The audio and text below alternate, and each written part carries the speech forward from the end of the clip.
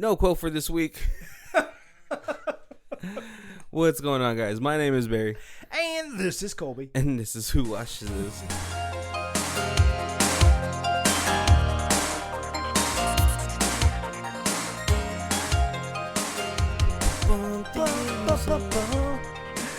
What's going on, guys? I love our theme song, but as soon as you say theme music, I can't think of it. And so I'm sure I never am close.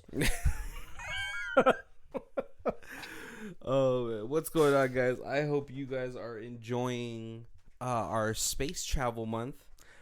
Yeah. That's happening so far. Last week, I believe we watched Sunshine. We did. It's still super good. But this week, we actually watched China's first Hollywood-esque type of blockbuster. Right. Big blockbuster. And I'm pretty sure it still counts as space travel. Right? It's a little different, but it is definitely traveling in space. Well, I mean, you know, once you have the entire planet become a space shuttle, right, it works. Yeah. Too bad they couldn't get was it Mogo from Green Lantern, the only Green Lantern that's also a planet. Yes. To be traveling in space with you. But yeah, this week we watched The Wandering Earth Project. It came out, I believe, last year. Yeah, or I believe 2018. Yeah. Let me look up the Wikipedia page real quick. Oh yeah, so it came out last year, 2019. It's one of Netflix's exclusive release products. Yeah. So we didn't have to search for it. It was just there. So super easy for you guys to watch. Yep. There is no excuse for you not to stream this movie. It's really funny because like lately, I think for like the last like 10 years, China's been sort of in this weird cinema like black hole. Right. There was like a bunch of like a ton of Japanese movies that came out, and then Korea's been real big lately. Korea's been killing it. But China just kind of just fell into the hole. Well, because like in the early like 90s, they were like up for like a Cannes Festival Awards, and they were just they were doing so well, and I just don't know what's been happening for the recent times, but I think they've all tried to go too heavy on the CGI. Mm-hmm.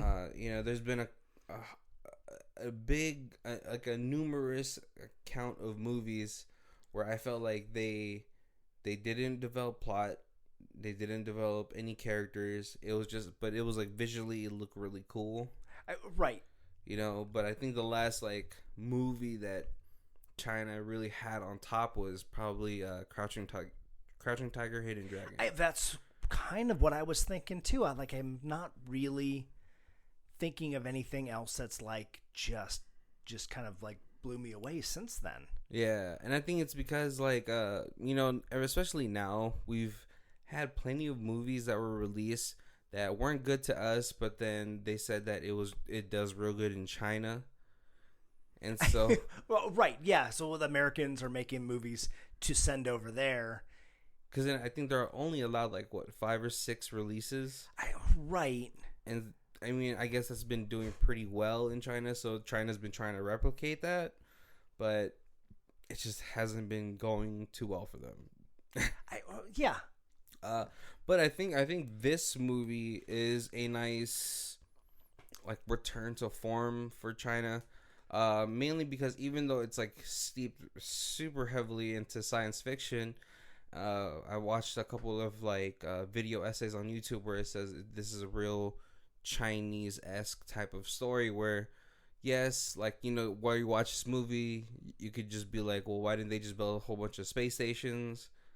But I guess like in China, in like Chinese like beliefs, there's like a very heavy like belief that stems in like you know where your homeland is, that is like your home. Right. I was actually reading the same things. Oh, okay, yeah. So we got there. Right. Yeah. Because you look at it and you're like, obviously, you're like, why would they not just try to find a replacement planet? But yeah, right, just like Interstellar. Yeah, but when you have such a strong belief about your home world, your homeland, like your property, that it's that important, you want to take it with you, then why not just rocket up the planet and drag it across space? But I mean, how much of your home is gonna be left after they use up all the materials for it, right? Right. I guess then you're going solar hydroelectric after that. All right, so let's get into the story. This movie is pretty long. So it's over 2 hours. Yeah, over 2 hours. So I won't really be going through it with the same meticulous comb that I usually go through things with. For our hour and 20-minute movies. Right. So we're just really going to hit key points. First, I'm going to lay out all the major characters on there. It's going to be really hard because a lot of these are Chinese names. I don't know. Did you watch it with the dub, Colby? I watched it dubbed.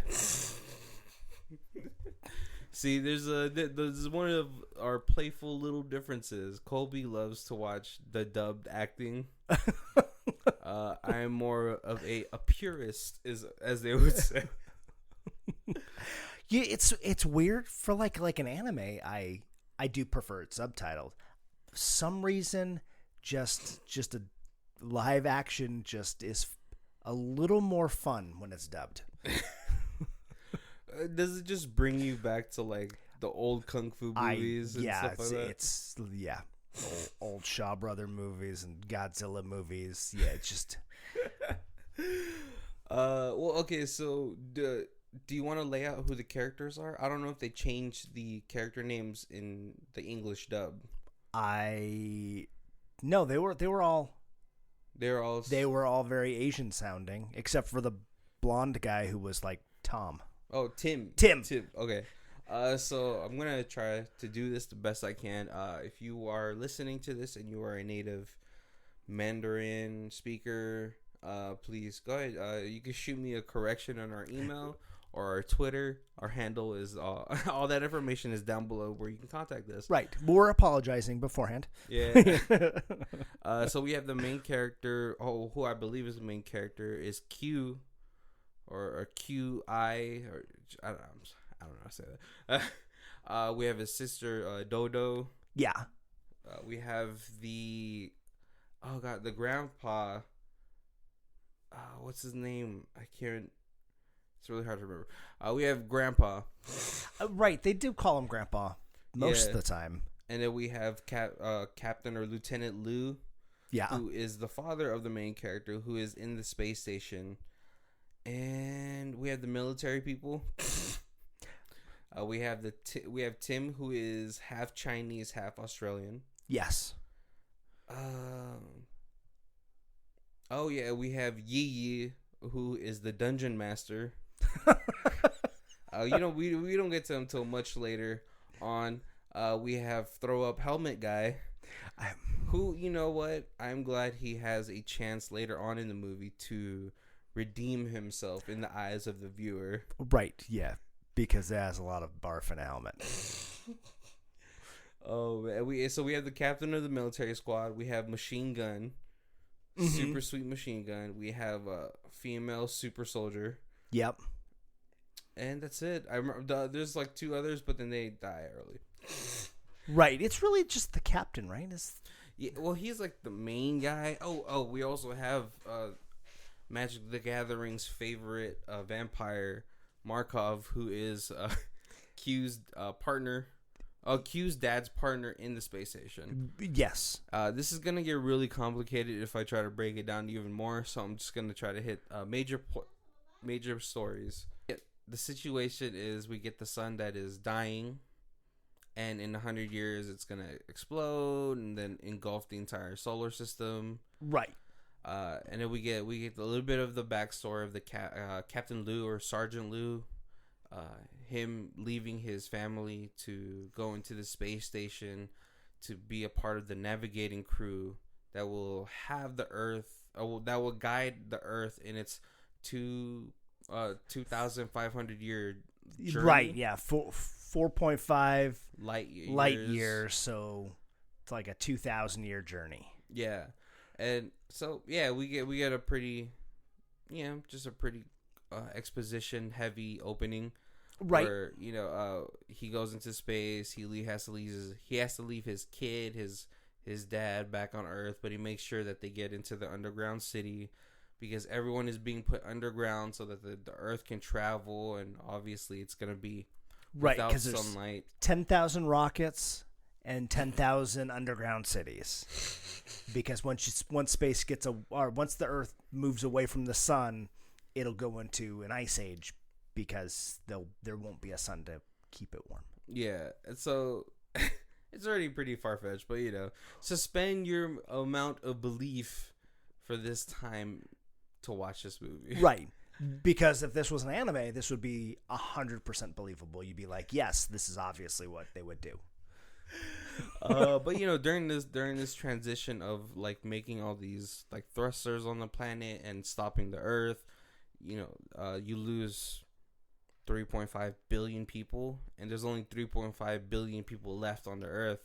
Right. As it's traveling, because which is still a lot. Because to make it to be able to put all the thrusters on just one side of the planet, they have to stop the planet from rotating. So then all of a sudden there's all these natural disasters that are, definitely take a toll on the human population. Yeah. And, obviously the people who are in the navigating station, they get special passes for their family. But other than that, it is a very Thanos idea where they draw a lottery. Yeah. Lots. I'm pretty sure, though, like, a lot of the people that did get their families in are, like, engineers and people who are helping maintain the rockets from going. Oh, right. Yeah, because, if you've got people who are doing active things to keep the planet moving, you want their family to survive so that they can pass on their knowledge, and you have continuing generations of rocket keepers, so we don't just get to the middle of nowhere, cold, dark space, and then just stop. Which I still don't think there's enough minerals on the planet to keep this rocket going, right? Is it just me, or I guess, like I said, I had to suspend my belief, right, that this could happen. Right.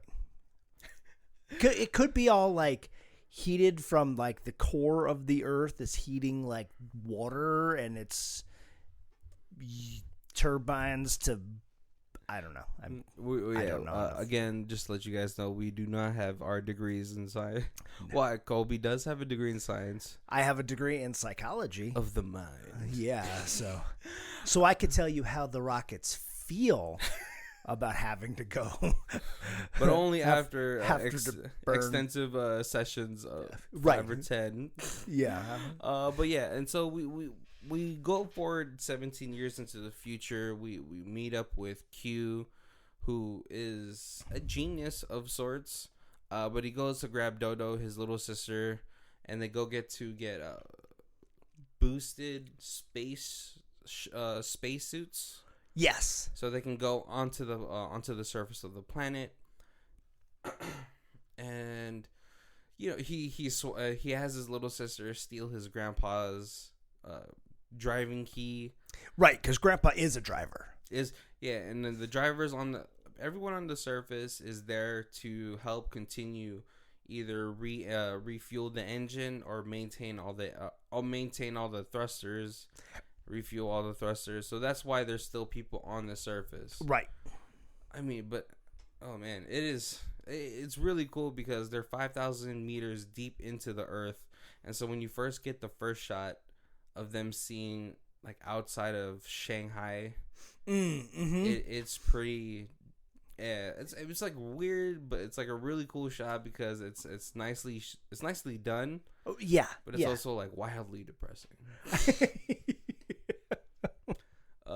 And so we the first half of this movie, we're just really establishing characters and character plots and what's happening. So at this point, obvious for some reason, there's still police up on the like military on the front, which I guess makes sense, Right. But they get caught, they get thrown into prison. Q's grandfather has to drive 5 hours to the station that they got took to bail them out. Right. Yeah. And it's fun that porn is somewhat of a currency in this world. Right. There's with porn and old video games. Yeah, it's like VR porn. We're really not gonna try to focus too much on like the dad in the spaceship. Obviously, there's like a subplot that's going on there. It's very Space Odyssey with him versus Moss, who is the Hal of it. Yes, but it's not that Moss goes rogue. It's that he is super logical. Right, and he has the mission, and it's not I want to hurt people. It's I want to save people. So, it is I want to make sure that the human race goes on. Right, I have a mission to complete, and no matter what, I have to complete it. Yeah, if that robot was Chris Evans, he would have completed the shit out of that mission. That's what I was just gonna say. He's Captain America from last week's movie. So I'm gonna go through his subplot later on to the film and have it reconnect to this one. But after when they're in prison, when the grandpa gets thrown into the prison after trying to bribe them with VR pornography, which I mean it's a pretty sweet bribe. Not gonna lie, I want to see what this VR porn looks like. That's like 2060 or something like that. The world starts to have these earthquakes. Yes. Because what they need to do, in which every space movie somehow fits this into it, is they have to slingshot over a planet, use a certain planet's gravitational pull to slingshot them into a bigger acceleration or whatever. Yes. Yep. And so the planet that they're using in this one is Jupiter. Which, man, the shots that they have of Jupiter is like really cool. Oh, super duper fantastic.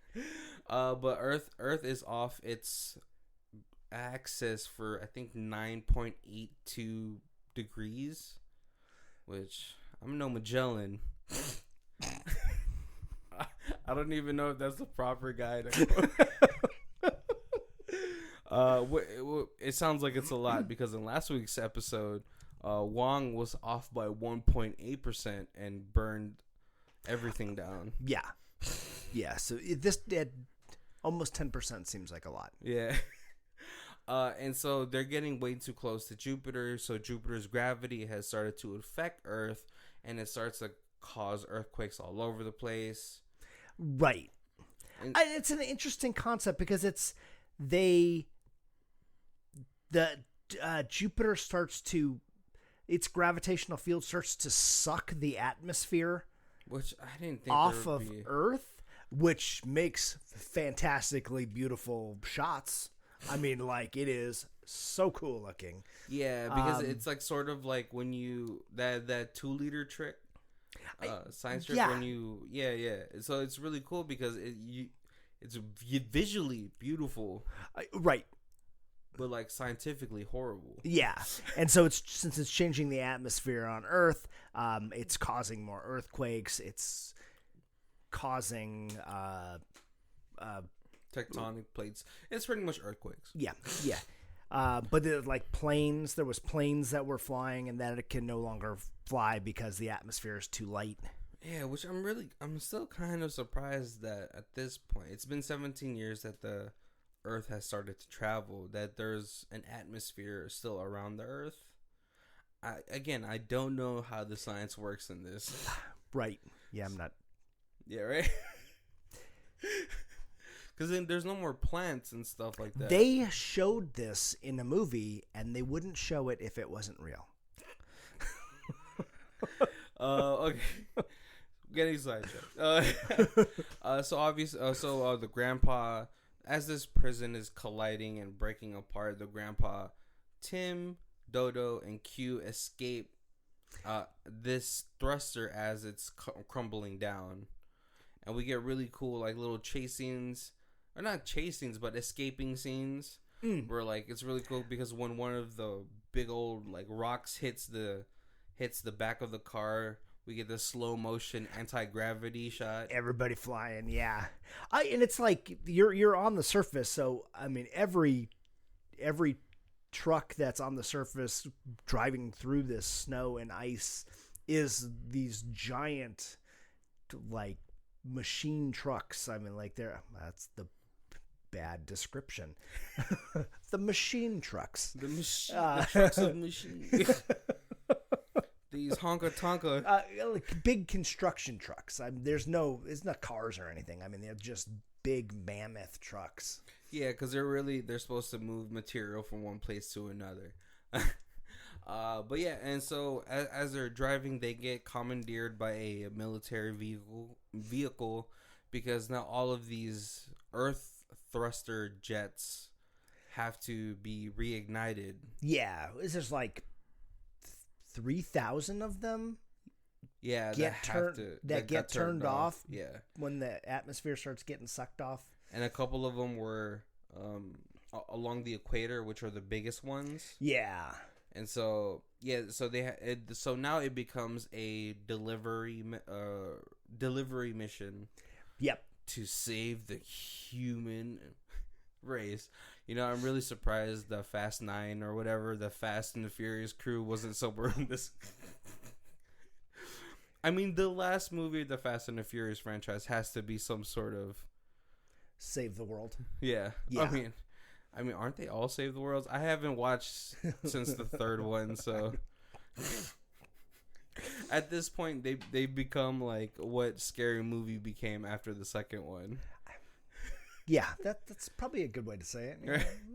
Yeah, and so we get some really cool things in here. So as they're trying to travel through this valley, we get a really nice monologue from the grandfather talking about how Shanghai used to be. You know, yeah, and kind of almost like the story of the noodles. The noodles and his wife, who wasn't such a good cook, but after coming home, he would still eat it because she made the effort. Yeah. Or something like that. So, you know, a little foreshadowing, sprinkling a little bit of this guy's gonna die.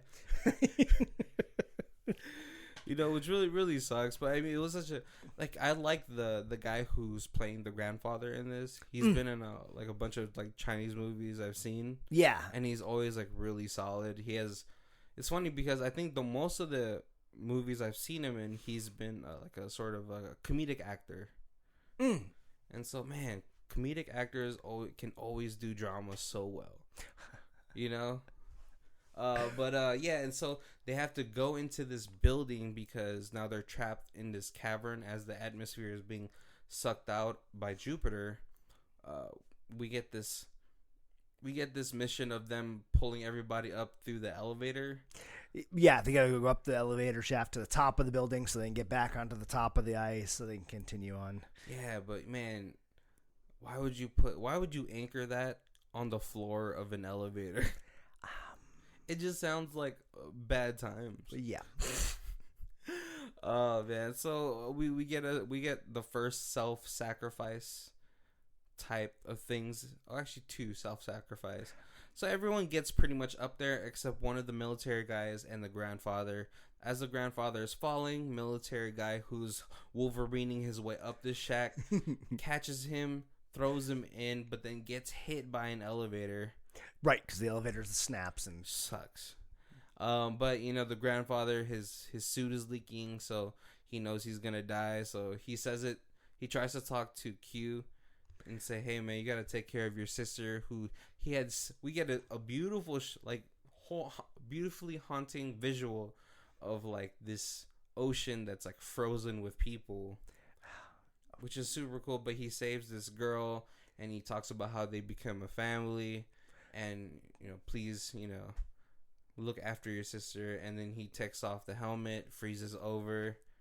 Yeah. Super sad. It is sad. But they get back onto the ice. Q is super mad at the captain because he let his grandfather die. And then they split up on their own separate ways. Yeah. Right? Because the captain of the military squad is very mission-oriented. Not as good as Chris Evans, but he's there. Right, yeah. Uh, And I mean, it really is. It's they've got to get these lit, or the planet dies. So they're making their way. They're on foot, making their way to Hongzhou. I can't really say. They're making their way to another jet.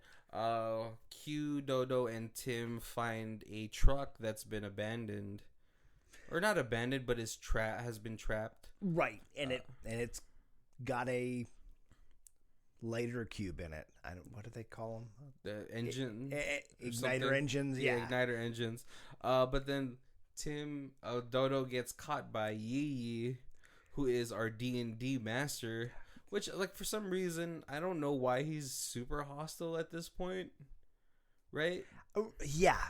But Q tackles him to the ground, says that we're here and we're gonna help you, and he's like, I can drive this transporter out of here, so let's go. And he's like super hyped. They meet up with the military people. At this point, the city that they were heading towards is like destroyed, and they all are acting irrationally. It's called a super hot military chick shoots the lighter core for no reason. I don't know. Right? It is wasting material, but it's because the captain is like tripping out. It's really hard to do. That's right, because somebody dies, like freezes to death, and someone freezes to death, and he's just like, who cares? Let's keep on going. Right? I mean, but he's very about. He has to be about the mission, Right? Yeah. Otherwise, what else does he have? Yeah. But Q, he comes there with the truck, and he's like, we got to go to Sulawesi. It's one of the engines that's on the equator. Right. And so he gives him another reason to do something. He gives him purpose. So they trek out to Sulawesi, and one of the things that they do during this trek is they actually stop for gas. Right, yeah. Which is like, I was like, if you guys followed the Live Tweet Wednesdays, I said on there, it's like, man, you do not want to be stuck here. There is no AAA for you. Right, yeah. And so while they're at this truck stop, we get it's pretty much, for me, I liked it because they had to go get gas. It made it a little more realistic. Yeah. Because I mean they're traveling huge amounts of distance in these giant trucks that only take diesel. Right, and they don't get good gas mileage. But it's really just a time for them to do more exposition without having to make it interesting. There's not a lot of detailed or complicated plot devices in this movie. As you can tell that I had a hard time getting that out. It tells you it's not really that detailed. But we get a little bit more backstory why Q's so mad with his dad. Right. Yep. It's mainly because his dad chose for his mom to die, which, I mean, really, she was sick, and during that time, there's just no way that they can take care of her. And I'm pretty sure they never go through this in the whole movie, but I'm pretty sure it was like a joint decision that she's like, let me just pass away. That's what I would think too. But as a kid, you're not gonna see that. You're gonna be like, Dad let Mom die, so It's his fault. Man, yeah, and so, but you can tell this guy is really young at this point because he doesn't. You don't see things the way you see them when you're older. Right. Yeah. So I just felt like it was really, he was kind of a dick the whole time. But yeah, he tells him when he's 4, he's like, if you ever just look up, know that I'm there for you. Yeah. Right? Yeah. And it's a story for him when he's a kid, so he can always see his dad. Mm-hmm. His dad is Fievel, and Fievel. There's a reference that everyone younger than us won't get. And so it's at this point that Moss executes the Helios project instead of the Wandering Earth project. Right. Because Moss has realized, and everyone else has realized, that's a part of the United Earth government, that there is no way that Earth is going to make it out of Jupiter's gravitation. Yes. Yeah, because computers run simulations on every possible Outcome. scenario, and everything is... It's just the probability. It goes from a percentage to where it's probable to mere speculation. Yeah. Speculation was the word I was looking for last week. when Kappa ran the test on the computer. Right. So stop this. Go back to next week. Add speculation into that, and then come back. Oh man, but no. So what's it called? At that point, Q remembers a conversation he had with his father, that his father said, the next time you see me, you could see Jupiter from the Earth. Yeah. Without a telescope and all that stuff. But he says that the atmosphere on Jupiter is filled with nothing but helium. Hydrogen. Science is hard, guys. Yeah, and so Q all of a sudden has like an epiphany moment where, because Jupiter has been siphoning off Earth's atmosphere, it's added oxygen.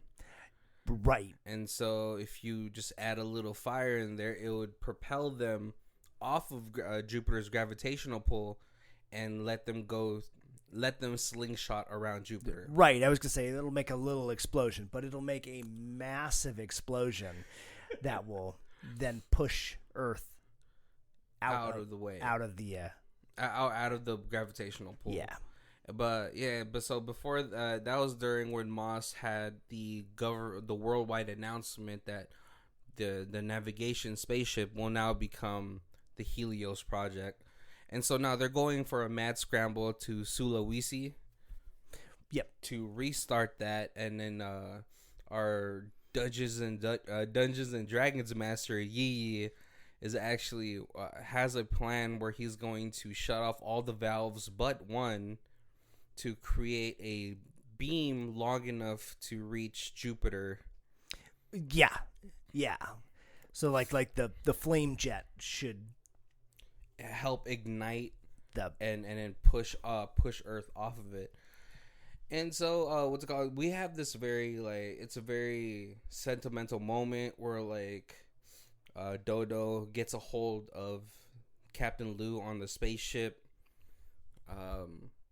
The world government puts her through to everyone's comm system, and she makes a plea to get help from everybody because they have one last plan, one last course of action that could possibly save Earth. Right. And all you need to rally up the rest of the world is a girl.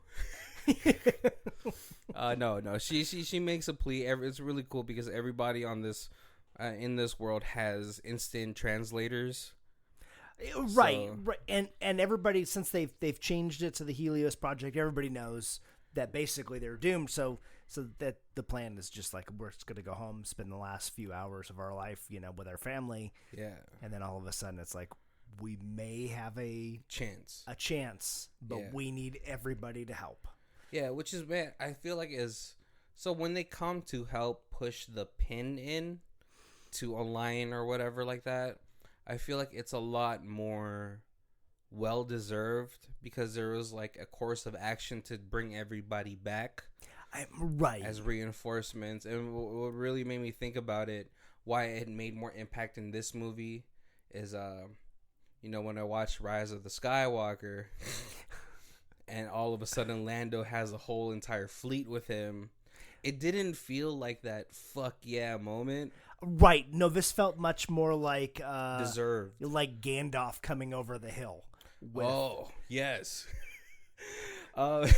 So everyone pulls together, all the engines start this 12 chimes of spring program that our D&D master Yi had cultivated, but it turns out they are 5,000 meters or 5,000 kilometers short of reaching the ignition point. And at this point, we get Captain Lou, who realizes that there's 300,000 gallons of fuel on the spaceship, and it has a radius of, you guessed it, 5,000 kilometers. Of course, you can save the world when you have plot armor. But man, we get like probably one of the most emotional, self-sacrificing moments since Bruce Willis stayed on that meteor in Armageddon. Yeah. But man, the score that they played, the way that they shot it, and then the way that they had the lighting, the sound go off, it goes into this very quiet, a moment where he's talking to Q, who's on the ground, and then the score is just like, it's soft, it's not hard hitting. Man, it got me. It got me. I teared up, and it was like the third time I watched it this week. I was like, why am I still tearing up? I don't know. How did you like that moment, Colby? Even dubbed, it was good. No, it was definitely. I'm like, it plucked at your heartstrings, and it's So it's much. that,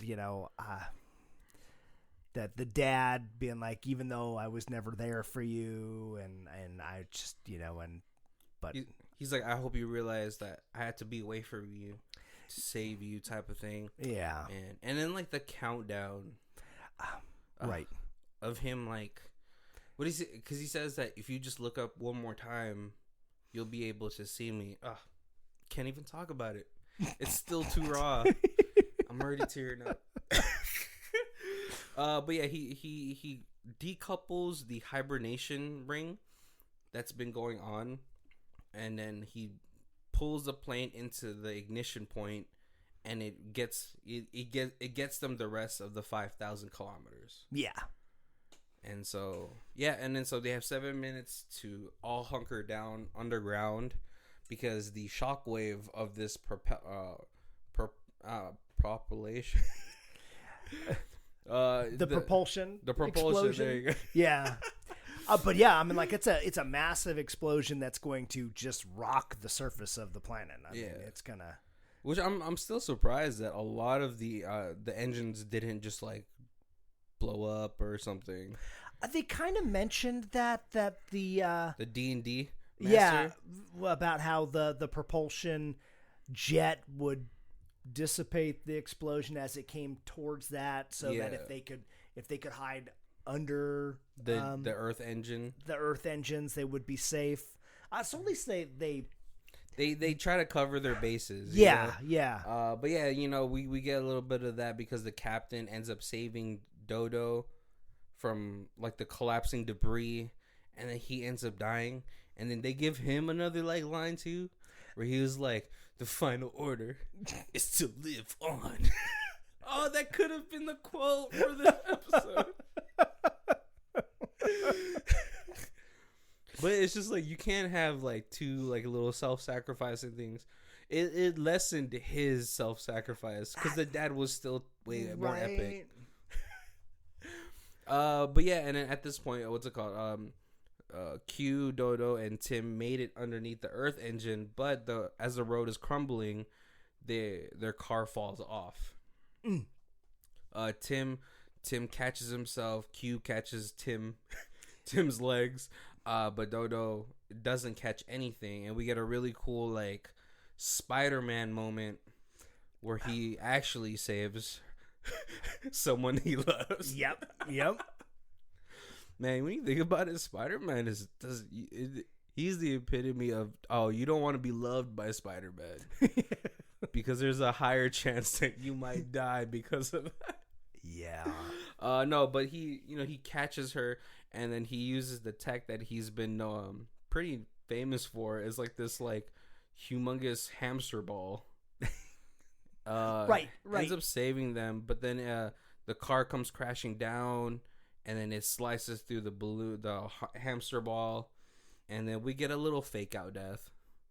Right. Yeah, because I definitely thought he was. Yeah, of course. But we have pretty much a sort of happy ending. Right. And then at the end, they kind of re-narrate the the beginning of the movie, yeah, but they add in the slingshot around Jupiter. right. And so, yeah, we get a little bit of fake out. We don't really see. We know it's, if you had to read the subtitles, you know Q is still alive. You know. But yeah, we see some of the people from the mission. We see the military guys, the two military guys, machine gun, hot military chick, and then sidekick. Right, and hot military chick you thought was gonna die because she got stabbed saving Q and Yi. Oh no, Dodo and Yi. But now she's like sort of bossing around Tim, who you could tell was like really into her at the beginning. But yeah, and then we get a shot of Q being partnered up with our D&D master Yi, and Dodo, who was a middle school student 3 years later, has decided to opt out of high school and become a co-pilot of the driving system. Yep. And yeah, and then we get like a little exposition out where, you know, they're like, we're just trying to make it to our new solar system, and then we get super cool credits. Yeah. Yes.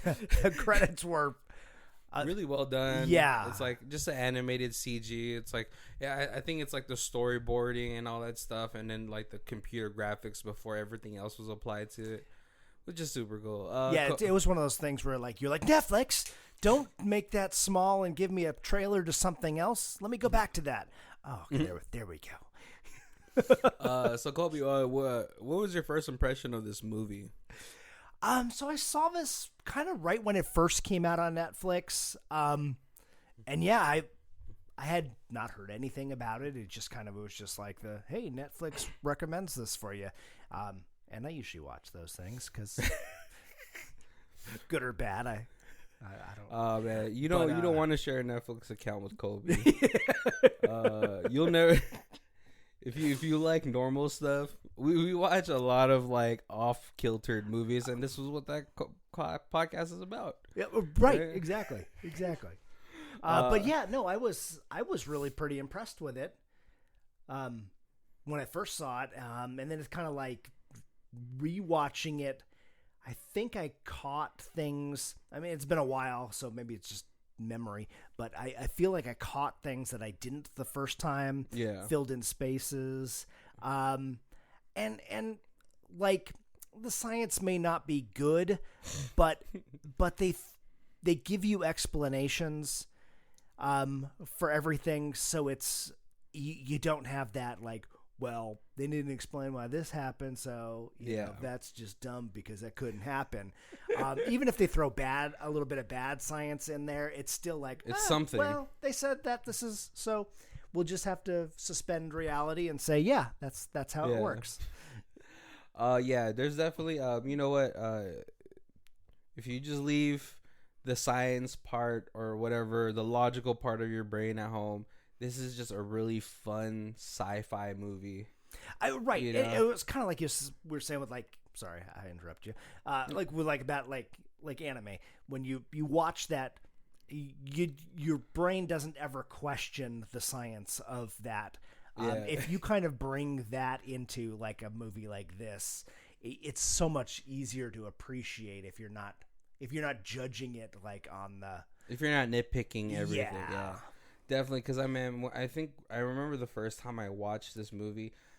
So I give movies, like, if I'm not like in the mood to watch a certain movie, if I'm just browsing movies, I'll give it like a 30-minute watch, and then like, you know, I'm not saying that I'm not gonna watch the rest of it, but maybe I'm just feeling something else, and so I gave this a 30-minute shot just because, like, you know, with the last couple movies that I've seen, it's like super heavy CG, but then the characters aren't interesting, the plot isn't interesting, and so it kind of like, but this one, it kept me hooked because, first of all, space, right, and that's all you really need, space.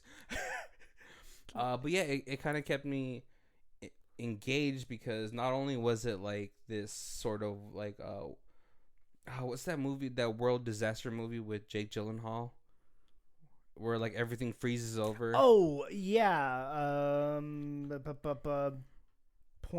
.0 or Sub-Zero or Stop naming Mortal Kombat characters.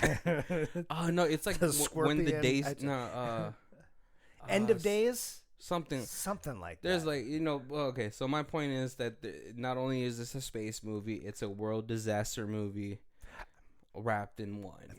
Yeah, which is super cool. Kobe, did you have any favorite moments? You always ask me this question. I should think about this more. I again kind of like the solar thing when or Sunshine last week we were talking about when they were going past Planets. When you saw Mercury. The first time they pull away and you see Jupiter's like siphoning the atmosphere from atmosphere Earth was just phenomenal. Yeah. But yeah, like there's a lot of great characters in it. The machine gun thing, that was totally unexpected when all of a sudden he brings out the machine gun just to shoot a hole through the ice. But it was because like when he first started shooting, I'm like, how science fiction is this movie going? What are they shooting at? Is it like giant ants out there? Were you disappointed that he was just shooting to cut a hole through the ice? No, it made a lot more sense.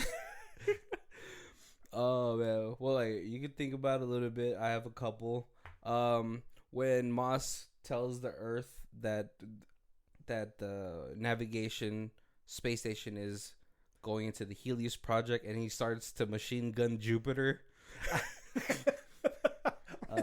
That's right. #relatable. Another favorite moment is as they were transporting into the crevice or in the canyon in Shanghai. Throw up helmet guy. He's like, as they're having turbulence, he's like, death is normal. But then the moment they start having turbulence, he throws up in his helmet and then he tries to fight, I believe, Q for his helmet. Yeah. Oh no, it's Tim. He tries to fight Tim for his helmet. Super gross. And oh man, one of my other, besides like what's it called, Captain Lou's death, right? Just like that whole part. I mean, that's it's a pretty major point in the film, so of course that's gonna be one of my more favorite parts in it. But one of my other favorites is helmet throw up guy.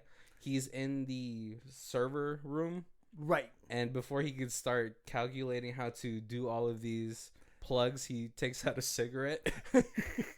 Like, old habits save human races, guys. I don't know what to tell. Right. No, but then what's it called? After they go through another earthquake, he gets knocked down, and then this is where he redeems himself because he finishes the last plug and then he passes away. But I just love his character because like before they embark on this whole last mission, he prays to all of the past scientists, and he says like different kind of like greetings for them, which is I think that's so funny. Oh god, did you think? I was like, Tim was such a fun character. There was like a lot of great scenes, even though he was a little bit comic relief. Oh, he's definitely comic relief. But I also think Tim might have been a statutory rapist. Or a rape. I don't know if that was like a rape joke or what, because when they first get out of there, Tim goes, "Oh, I swear she said we could do it."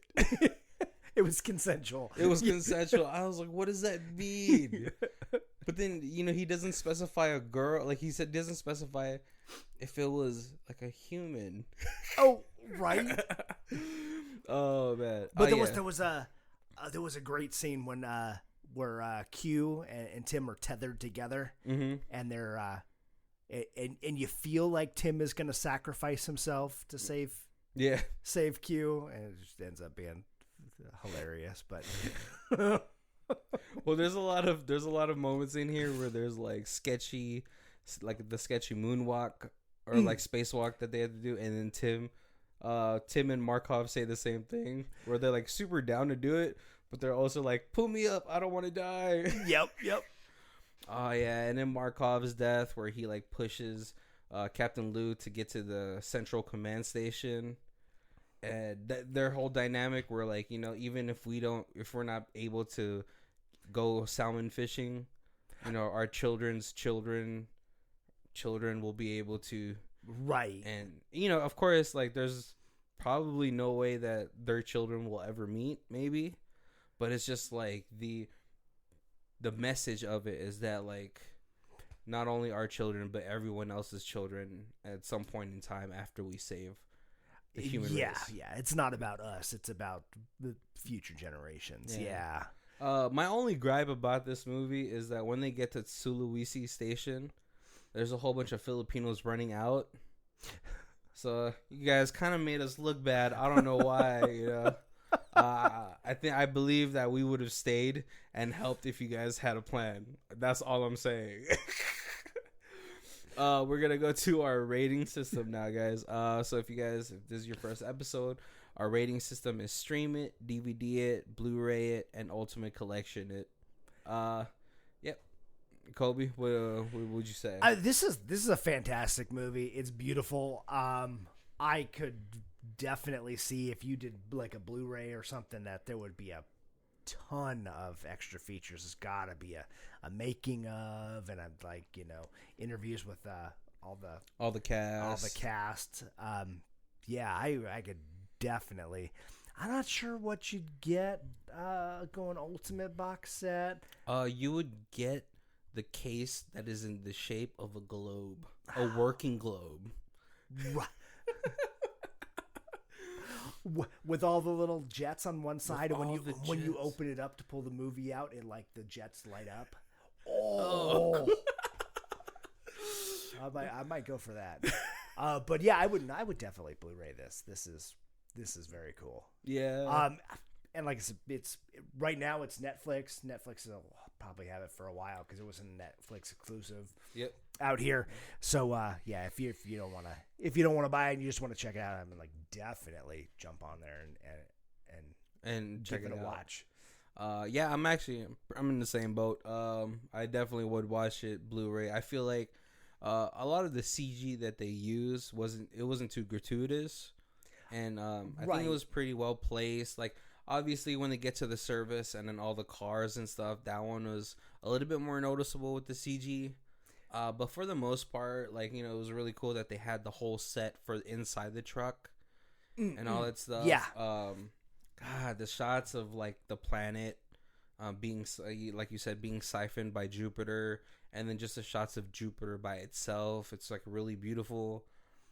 When they do the spacewalk, like, the ship, it really felt like there was a ship there instead of Blu-ray. Yeah. So, yeah, I would definitely, if I had a 4K TV and then they had a 4K version of this, Yeah. I definitely think it would hold up. I definitely would like to watch this. Yeah, I don't know if they still have. It's like the 3D TV still a thing. I mean, our TV downstairs is a 3D, and I've never used it once. Because I was saying, like, there's probably parts of this movie that would be very really cool in 3D. Yeah. Right? Yeah, I think it'd be like pretty minimal though, because there's not that many things flying at the screen, I guess. I don't like Journey to the Center of the Earth. That movie was all about things flying at your face, and I hated that 3D movie. Like, that movie didn't need to be 3D at all. Is that the one with Brendan Fraser or The Rock? The Rock. Oh. Just like it was all about let's throw things at the audience. Where then I also saw Prometheus in 3D, and that was like beautifully done 3D because they used it to make all the caverns in the cave deep. Oh, like okay. They used it in a very, very different way. There was like, I don't even know if there was anything that ever jumped out at you. Probably like the face hugger, maybe. I don't even remember it. I don't ever remember like the jump scare with that. Yeah. But just like they used it in ways where it made things seem deep. It made things seem bigger than life. Yeah, that's a really, it like sort of like immerses you even further into the story without being too distracting. Right. Where like here in like space, I could totally see like they giving a lot of depth to that like Earth and Jupiter passing each other, Yeah. or a lot of depth to the ship and it's rotating in space and I stuff. might have gotten motion sickness. Yeah. No, it's really cool. I remember when I was visiting my cousin in Chicago, they took me to like one of the only 4D theaters in America. And so it'd be really cool to watch a space movie in 4D with the 3D in it. So it adds like the air coming at you. Right. Yeah. Yeah. This would have been really cool in 3D though, I guess. Because then, yeah, like you said, like you get more depth to things. And if you like make it like subtle, or if you just add depth to it, it'll immerse you more into the movie. Right. Yeah.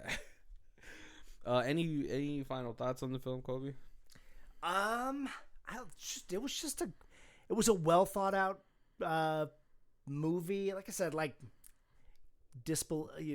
suspend your disbelief on some of the science and stuff like that, and just take it for what they did. And if you don't nitpick it, I mean, you'll have a fun time. Yeah, definitely a fun movie. Yeah, and I mean, there's like it's pretty much a family movie as well, just because there's like strong familial messages into it. Oh, right. Yeah. Where you hit so many things, like what's it called, a son being raised by his grandfather, right, and the grandfather saving this girl, yeah, who becomes like Dodo, like the little sister.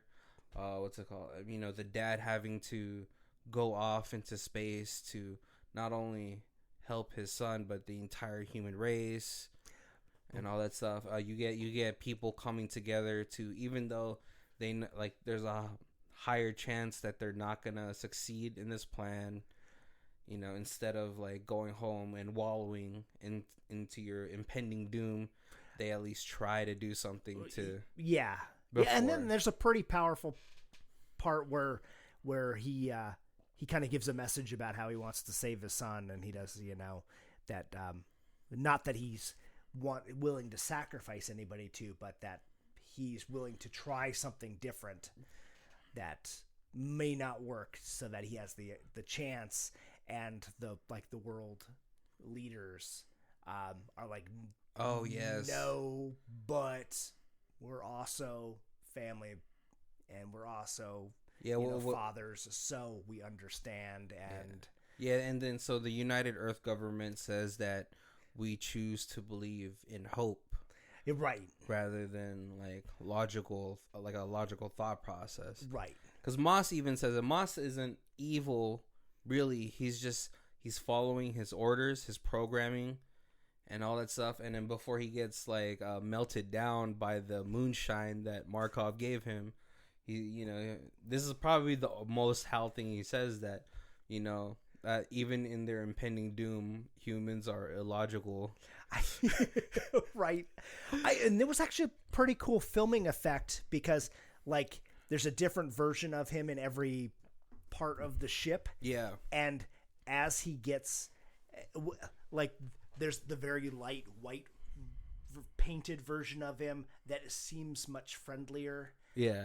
And then as they move from room to room and the story gets deeper and darker, he gets gray and then black, and it's like his like red camera looks more like an evil eye. And as he has more control over the people, he's like he darkens up. And so I thought that was a very kind of cool choice on filming. It's a gradient of him, not him being evil, but him just right. Yeah. Going from your friend to your leader. Yeah. Man, but I just don't know why they always choose red for these eyes. I wish they'd choose like blue or something. But red, because red is so misleading and menacing, Oh, right. But it kind of, they were fighting at the end. Yeah. So it's, it kind of fits. Yeah. All right. Well, we are getting to our hour mark, guys. Hope you guys enjoyed the episode. Please check out our previous episodes if you want to catch up. If you guys have any themes that you guys want us to do, or any comments, or just want to review us, hit us up on our iTunes account, or you could send us a message on our Gmail that's on the show notes. Or you can DM us or tweet at us, also on the show notes. Right, and like us, share us. Yep. Give all us a that comment. Stuff. But I hope you guys enjoyed it. I'm Barry. And this is Colby. And this is Who Watches This. If you guys want to check out who does our theme music, it's Lee Rosevere. It's Arcade Montage. Her Bandcamp is down below. Thank you.